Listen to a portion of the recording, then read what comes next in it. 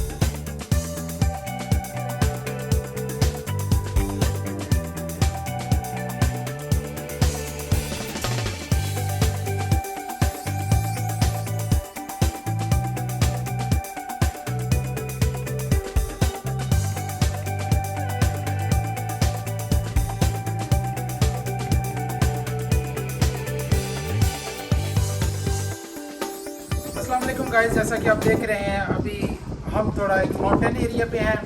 Actually ایک church ہے جو بلونیا سے تقریباً 2 کلومیٹر دور فاصلے پہ ہے، اور اس کی جو ہسٹری ہے تھوڑی سی وہ ہمیں تو نہیں پتہ. جو لوگ یہاں پہ رہتے ہیں ہم ان سے ہی آپ کو بتاتے ہیں کہ ہسٹری کیا ہے.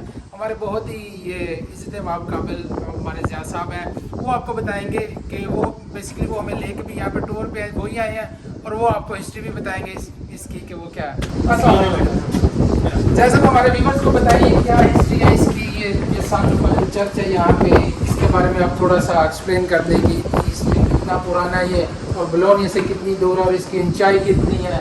یہ تھوڑا سا ہمارے ویورز کو کائنڈلی بتا دیں کہ کیونکہ آپ یہاں پہ رہنے والے ہیں اور آپ زیادہ جانتے ہیں ہم سے. دیکھو مجھے تقریباً 10 سال ہو گئے، 2003 میں آیا ہوں ادھر. ٹھیک ہے، تو میں ادھر ایک چرچ میں رہتا تھا ویا دل لبورو میں. وہ ہمیں ادھر لے کے آتے تھے، وہ بتاتے رہے ہمیں کہ یہ بلونیا کا سب سے پرانا چرچ یہ ہے. اس سے بھی ایک پرانا ہے جو چینترو کے اندر ہے. ٹھیک ہے، ان کی آپس میں نا کچھ وہ ہمیں بتاتے تھے کہ ملی جلی کوئی ایسی روایات ہیں. ٹھیک ہے، ایک ادھر انہوں نے مورتی رکھی ہوئی ہے صحیح ہے. جو اس کو ادھر سے اٹھا کے لے کے جاتے ہیں. ایک مجھے ذہن میں نہیں آ اسی طریقے ہے. ٹھیک ہے، 5-6 سال سے تو میں بھی دیکھ رہا ہوں صحیح ہے. کہ جب وہ ادھر مورتی کو لے کے جاتے ہیں، ان کا کہنا ہے کہ اس دن بارش ضرور ہوتی ہے. صحیح ہے، 7-8 مرتبہ تو میں نے بھی دیکھا بارش لازمی ہوتی ہے. صحیح ہے. ان کا ایک اعتقاد ہے، ایک ایمان ہے. اس روز جب وہ مورتی کو گاڑی کے اوپر لے کے جاتے ہیں، بے شمار گول کے ساتھ جاتے ہیں، بہت زیادہ پولیس ہوتی ہے، صحیح ہے. بہت زیادہ پرابلم سے جاتی ہے. وہ ایک تائسا ہے، ٹھیک ہے، وہ اس کو رکھ کے لے جاتے ہیں. وہ 3-4 دن ہوٹل میں رکھتے ہیں اس کو. صحیح ہے. اور اس کے سامنے یہ ویا انڈیپینڈنس میں ایک چرچ ہے، اس میں کہا جاتا ہے کہ وہ اور یہ چرچ کے جو پادری تھے بڑے ٹھیک ہے، ایک تھے. ہمیں اتنا معلوم نہیں، جو انہوں نے بتایا نا ہمیں جب ان کے پاس ہم رہتے تھے، وہ ایسی باتیں کرنا گزر کے اتنا یاد نہیں رہا. صحیح ہے. تو یہ بلونیا میں یہ جو چرچ ہے، اس کی کوئی بہت بڑی نا عظیم قسم کی ہسٹری ہے کہ یہ آپ دیکھ لو کہ کتنے کلومیٹر، 5 کلومیٹر کے قریب ہے. یہ جو برآمدے بنے ہوئے ہیں جس سے ہم گزر کے یہاں تک کھڑے ہیں، صحیح ہے. یہ صرف اس چرچ کے لیے بنایا گیا تھا کہ بارش سے بچنے کے لیے آدمی ادھر آ سکے.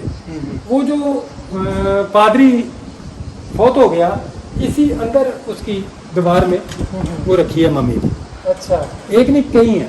اور ہم نے اپنے بڑوں سے ادھر آ کے میں نے اس کی ریسرچ دیکھا کہ جتنے بھی ان کی عبادت گاہیں ہیں نا، ان کی دیواروں میں ان کے جتنے بھی پادری ہوتے ہیں نا، ان کی قبریں ہوتی ہیں.